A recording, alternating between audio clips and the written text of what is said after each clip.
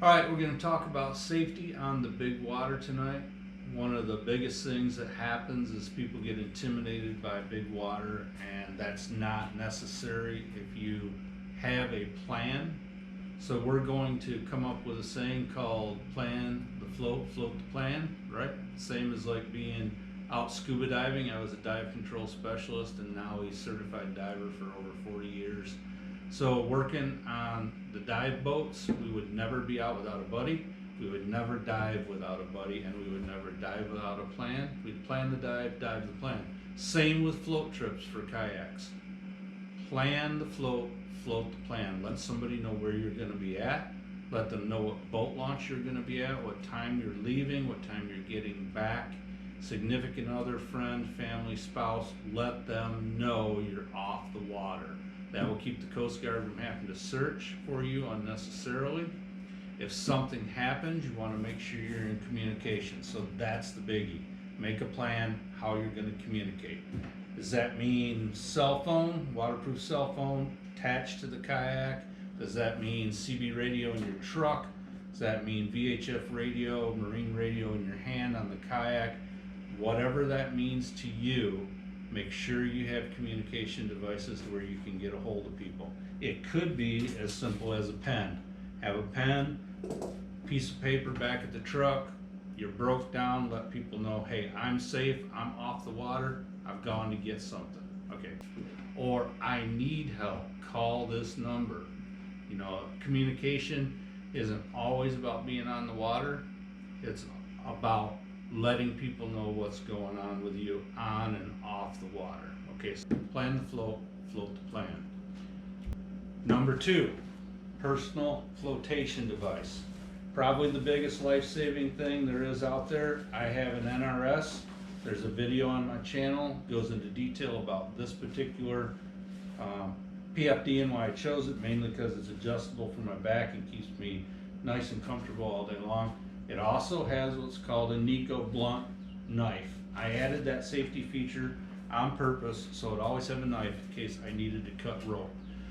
Personal flotation device, get one that you're going to use and use it. That's probably the biggest life-saving thing you could do for big water. All right, let's talk about clothing. Number 3, what are you going to do on the big water to stay warm, dry, and safe? Probably good clothes and having good rain gear, something that you can put your keys into, zip them up, make sure you're doing good. I don't go hunting or fishing or trapping or anything outdoors without hot hands. Always have them somewhere nearby. Layer up my body, put them in my clothes.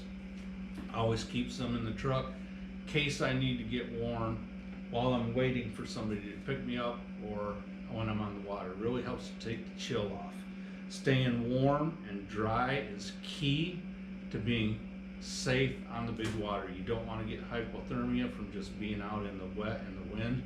So watch that. Make sure that you've got a plan to combat the elements. So that means good clothing, good gloves, good hats, face masks. All right, let's keep going with clothes for just a minute. What about rain gear? What about your wet shoes? That type of thing.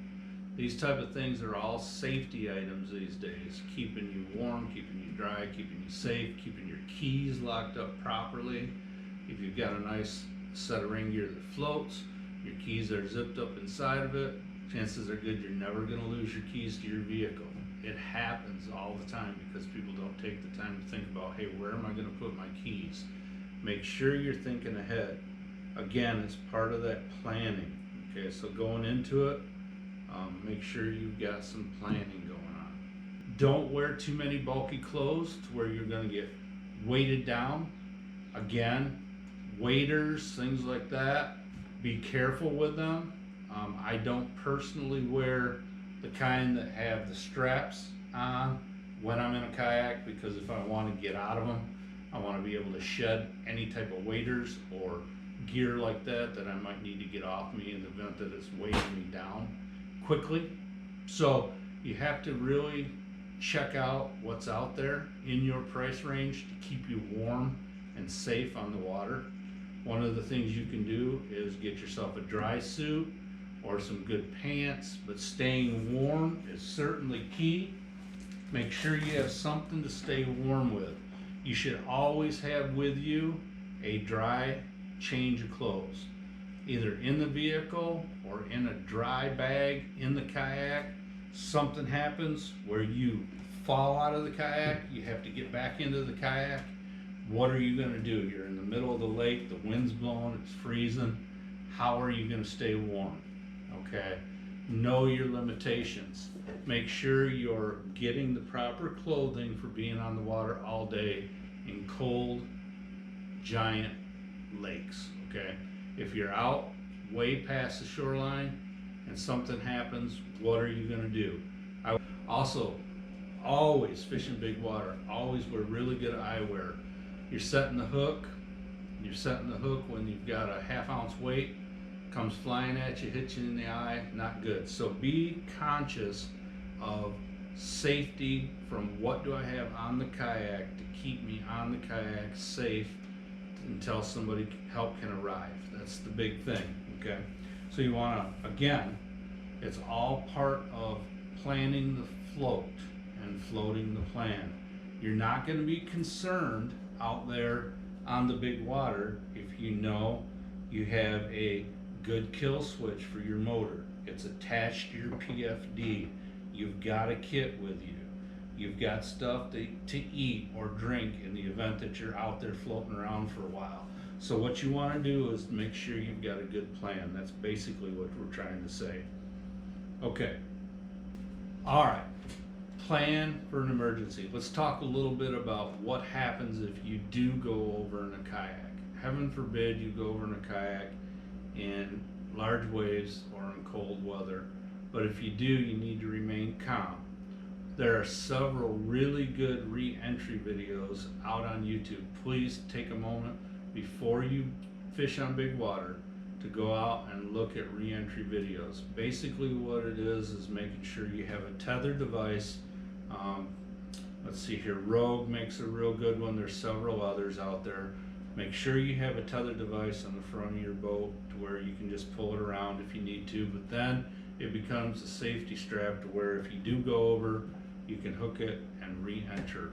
You can get the kayak flipped back over. Watch the re-entry videos. They're out there. They could save your life.